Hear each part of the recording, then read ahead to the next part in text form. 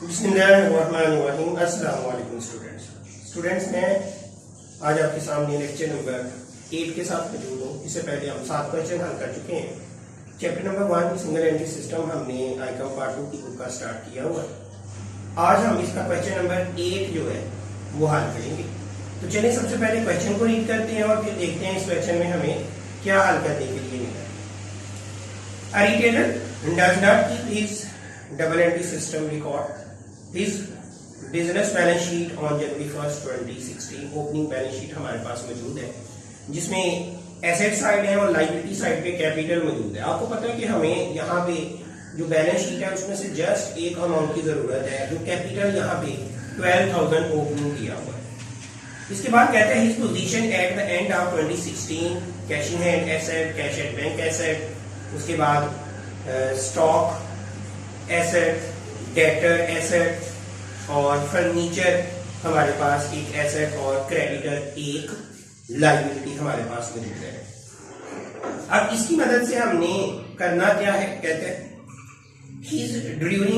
withdraw during the year 9,000 out of which spend 6,000 on purchase of motor car for business। ये motor car for business purchase की है।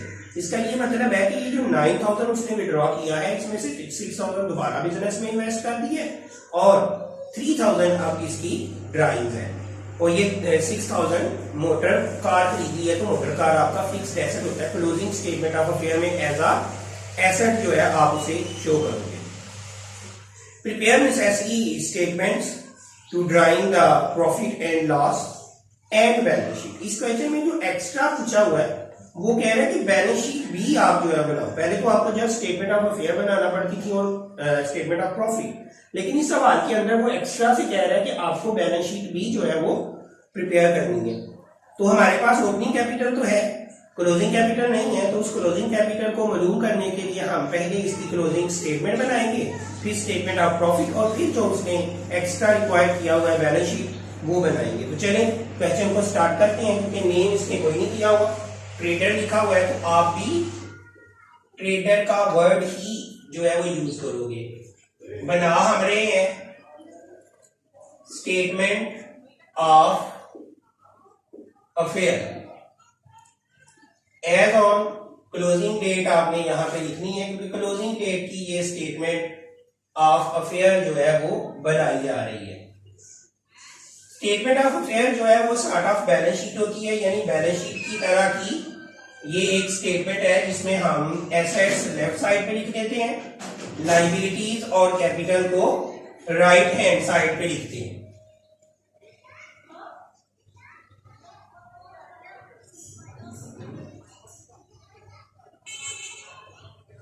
ये आपके सामने एक फॉर्मेट मैंने बना दिया।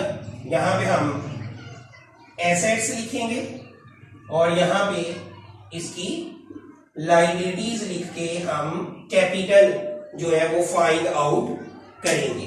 तो यहां पे आपके पास उसने कैश इन हैंड दिया हुआ है 500, कैश एट बैंक दिया हुआ है 5,000 और स्टॉक दिया हुआ है 6,000। ये तीनों एसेट हैं। कैश इन हैंड 500 है, कैश एट बैंक 5,000 है और स्टॉक आपके पास 6,000 है। उसके बाद हमारे पास यहाँ पे डेटर दिया हुआ है। डेटर की अमाउंट है 4,600 और अगर आप एडजस्टमेंट्स पढ़ते हो तो एडजस्टमेंट में उसने लिखा हुआ है डेप्रिसिएशन होगी मोटर फर्नीचर और मोटर वैन के ऊपर 10%, जबकि बैड डेट्स के तौर पर 200 राइट ऑफ करेंगे डेटर में से और फिर 5% जो है वो डाउटफुल डेट्स के तौर पर, ये न्यू प्रोविजन भी जो है वो 5% हम डेटर में से as a bad debts less करेंगे। तो डेटर के ऊपर दो एडजस्टमेंट है, दोनों को हम यहाँ पे हल करेंगे। तो आप लिखो डेटर्स 4,600, तो पहले इसमें से जो बैड डेट्स दिए हुए हैं 200 वो माइनस करें, बाकी आएगा 4,400 और फिर इसमें से 5% जो न्यू बैड डेट्स हैं इसी 4,400 का 5% आप मालूम करोगे तो 220 ये आपका बैलेंस आ जाएगा। 4,180 आपके नेट डेटर्स आ जाएंगे। ये पूरी डेटर की एडजस्टमेंट है, पहले बैड डेट्स लेस हुए, बाकी अमाउंट के ऊपर जो न्यू बैड डेट्स थे वो माइनस किए और आपने जो है वो नेट बैड डेट्स जो है वो डेटर जो है वो आपने फाइंड आउट किया। डेटर के बाद हमारे पास यहाँ पे मौजूद है फर्नीचर है 1500 और उसके साथ एडजस्टमेंट भी की हुई थी, तो आप यहाँ पे फर्नीचर लिख लो। फर्नीचर है 1500 और इसमें से लेस करेंगे डेप्रिसिएशन 10%, वो 150 आएगा, तो 1350। अब उसने बताया था कि 9000 ड्राइंग की है और 9000 में से 6000 की मोटर कार खरीदी है बिजनेस के लिए, जो उसने 6000 की मोटर कार खरीदी है और उस पे भी आपको डेप्रिसिएशन करनी है 10% जो कि 600 आएगी, तो आप यहाँ पे 5400 जो है वो नेट करके लिख दोगे। इसके बाद आप इसे टोटल करोगे तो ये एसेट्स का आपके पास टोटल आ जाएगा। टोटल एसेट्स 22,430, 22,430 ये भी इधर भी आ जाएगा 22,430। एक ही लायबिलिटी है आपके पास क्रेडिटर्स 6000, तो इस लायबिलिटी को आप माइनस करोगे तो आपके पास कैपिटल आ जाएगा 16,430, जिसके लिए आपने ये स्टेटमेंट जो है वो बनाई थी। नेक्स्ट आप क्या करोगे कि अब आपको प्रॉफिट एंड लॉस बनानी है, तो ट्रेडर इस बिजनेस का ओनर है। अब आप बनाओगे statement of profit and loss. ये भी आपने क्लोजिंग बनानी है एज ऑन 31 दिसंबर 2016। तो इसमें थोड़ा डाटा दिया हुआ है क्योंकि फर्दर कैपिटल इस सवाल के अंदर मौजूद नहीं है, फर्दर कैपिटल इस सवाल में मौजूद नहीं है, तो आपको ये एक छोटी सी स्टेटमेंट बनानी है। किस लिए बनानी है? ताकि आप प्रॉफिट एंड लॉस जो है वो फाइंड आउट कर सको। तो आप स्टार्ट करोगे क्लोजिंग कैपिटल से, जो आपने फाइंड आउट किया है, कैपिटल एज ऑन 31 दिसंबर 2016 16,430। अब इसमें आपको ऐड करना है, ऐड करेंगे हम ड्राइंग्स। तो ड्राइंग्स के लिए उसने एक क्वेश्चन में बोला हुआ था 9000 विड्रॉ किया, 6000 की मोटर कार बिजनेस के लिए खरीदी और जो 3000 था वो 3000 आप यहाँ पे एज अ ड्राइंग ऐड करोगे, क्योंकि इस सवाल में फर्दर कैपिटल मौजूद नहीं है। तो जब सवाल में फर्दर कैपिटल नहीं होता तो इसी सब टोटल को आप बोलते हो एडजस्टेड कैपिटल।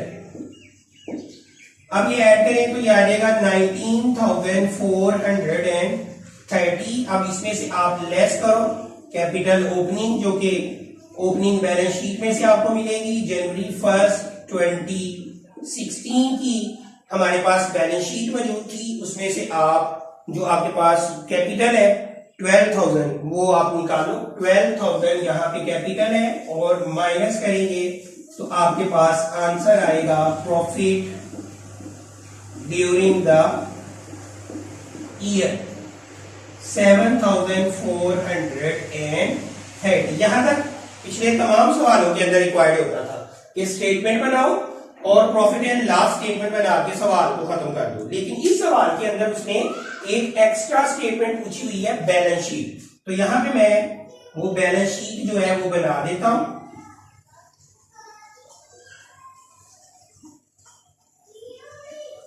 ये भी क्लोजिंग डेट की उसने डिमांड की हुई है 2016 की, तो हम यहां पे एक बैलेंस शीट के लिए फॉर्मेट जो है वो तैयार कर देता हूं मैं।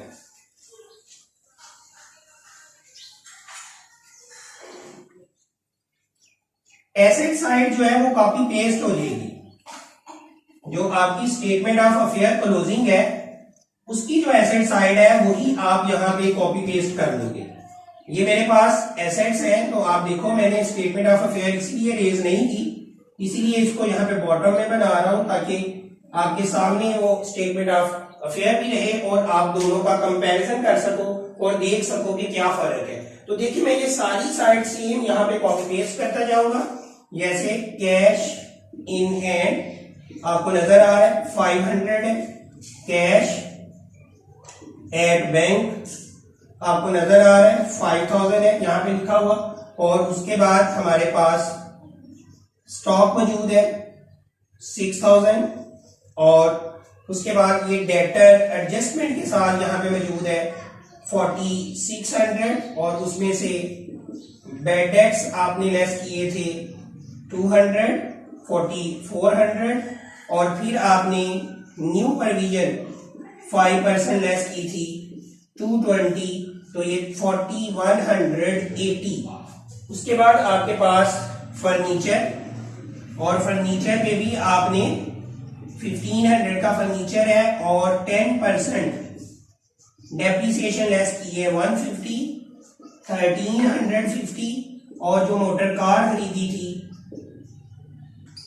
6000 की, उसे भी 10% डेप्रिसिएट करके आपने जो है वो लिखा हुआ है 5400। तो ये टोटल आपके पास मौजूद है 22,430।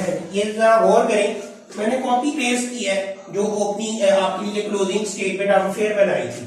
अब जो क्रेडिटर है वो भी 6000 सेम एज इट इज लिखेंगे, लेकिन अब क्योंकि ये बैलेंस शीट है, इसको आप ओपनिंग कैपिटल से स्टार्ट करोगे। आप लिखोगे ओपनिंग कैपिटल। ओपनिंग कैपिटल आपके पास बैलेंस शीट में मौजूद है, प्रॉफिट एंड लॉस जो आपने वहां पे बैलेंस शीट क्वेश्चन में गिवन है। अब इसमें हम ऐड करेंगे, इसमें हम ऐड करते हैं नेट प्रॉफिट, जैसे पार्ट 1 में आपने बनाई थी बिल्कुल उसी तरह से। तो नेट प्रॉफिट आपने फाइंड आउट किया 7430, तो ये आपके पास आ जाएगा 19430, और इसमें से आप ड्राइंग्स माइनस कर दोगे। 3000 ड्राइंग्स है वो माइनस करेंगे तो 16430, वही टोटल आएगा जो कि पहले आपने स्टेटमेंट ऑफ अफेयर में फाइंड आउट किया। फर्क सिर्फ इतना है कि यहाँ पे आपने ओपनिंग कैपिटल में प्रॉफिट ऐड करना है और ड्राइंग्स लेस करके जैसे पार्ट 1 में करते रहे हो वैसे करना है।